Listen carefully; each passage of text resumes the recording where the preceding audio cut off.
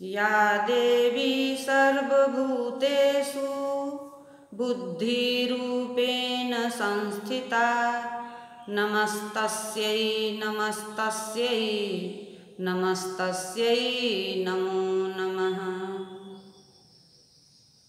नमस्कार, मैं कावरी कुमारी जूथालाल संस्कृत महाविद्यालय मझौलिया पश्चिम चंपारण सहायक प्राध्यापक साहित्य शास्त्री तृतीय खंड के छात्रों के लिए मेघदूतम से एक पाठ प्रस्तुत कर रही हूँ।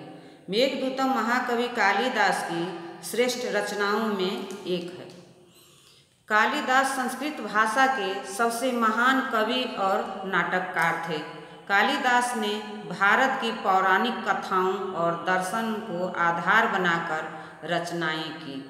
कालिदास अपनी अलंकार युक्त सुंदर सरल और मधुर भाषा के लिए विशेष रूप से जाने जाते हैं। उनके ऋतु वर्णन अद्वितीय है और उनकी उपमाएं बेमिसाल। संगीत उनके साहित्य का प्रमुख अंग है और रस का सृजन करने में उनकी कोई उपमा नहीं है। कालिदास अपनी इन्हीं विशेषताओं के कारण राष्ट्र की समग्र राष्ट्रीय चेतना को स्वर देने वाले कवि माने जाते हैं। सौंदर्य वर्णन की दृष्टि से मेघदूत उनकी श्रेष्ठ रचना है। मेघदूतम महाकाव्य कालिदास द्वारा रचित विख्यात दूत काव्य है। इसमें एक यक्ष की कथा है जिसे कुबेर अलकापुरी से निष्कासित कर देता है। इस प्रकार आषाढ़ के प्रथम दिन आकाश पर उमड़ते मेघों ने कालिदास की कल्पना के साथ मिलकर एक अनन्य कृति की रचना कर दी। मेघदूत की लोकप्रियता भारतीय साहित्य में प्राचीन काल से रही है। निष्कासित यक्ष रामगिरी पर्वत पर निवास करता है। वर्षा ऋतु में उसे अपनी प्रेमिका की याद सताने लगती है।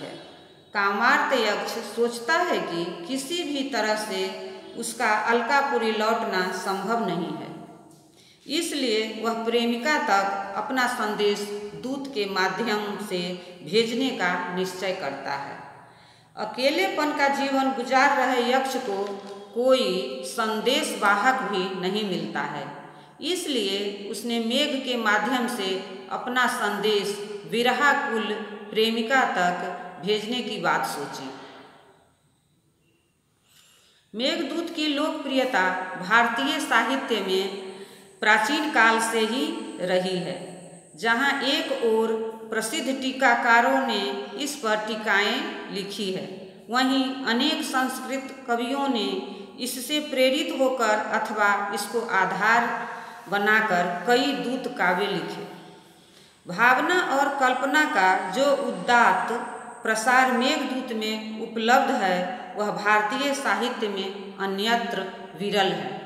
नागार्जुन ने मेघदूत के हिंदी अनुवाद की भूमिका में इसे हिंदी वाङ्मय का अनुपम अंश बताया। मेघदूतम काव्य 2 खंडों में विभक्त है।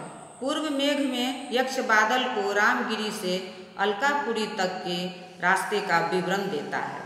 उत्तर मेघ में यक्ष का यह प्रसिद्ध विरह दग्ध है, जिसमें कालिदास ने प्रेमी हृदय की भावना को उड़ेल दिया। कुछ विद्वानों ने इस कृति को कवि की व्यक्ति व्यंजक रचना माना है। मेघदूत में लगभग 115 पद्य है। यद्यपि अलग अलग संस्करणों में इन पद्यों की संख्या हेर फेर से कुछ अधिक भी मिलती है। महाकवि कालिदास ने मेघदूत के प्रथम पद में ही कर्तव्य तथा प्रेम पड़क जीवन मूल्यों की झलक दिखाई है। आइए इन श्लोकों को समझें।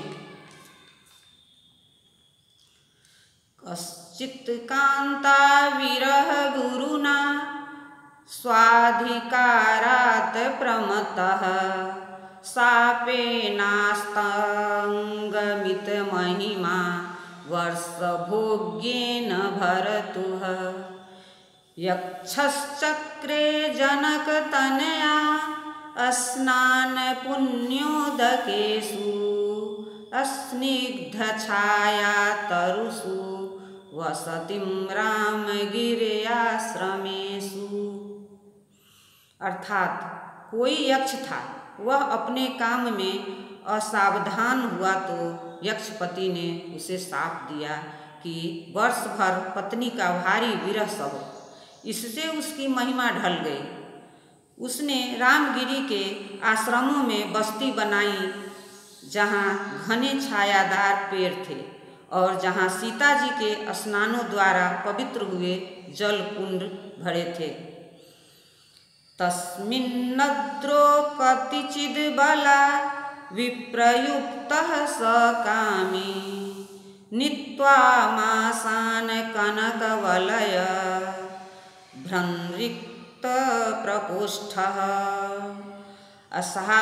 अषाढ़स्य प्रथम दिवसे मेघमासलिष्टसानु वप्रक्रीडा परिणत गज प्रेक्षणीयं ददर्श। अर्थात स्त्री के विछोह में कामी यक्ष ने उस पर्वत पर कई मास बिता दिए। उसकी कलाई सुनहले कंगन के खिसक जाने से सूनी दिखने लगी।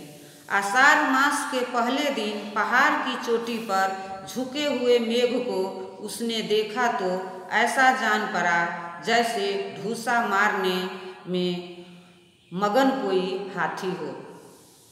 इन श्लोकों को जानने के बाद आप इनमें छुपे हुए प्रश्नों के उत्तर दे सकते हैं। धन्यवाद। जयतु संस्कृतम।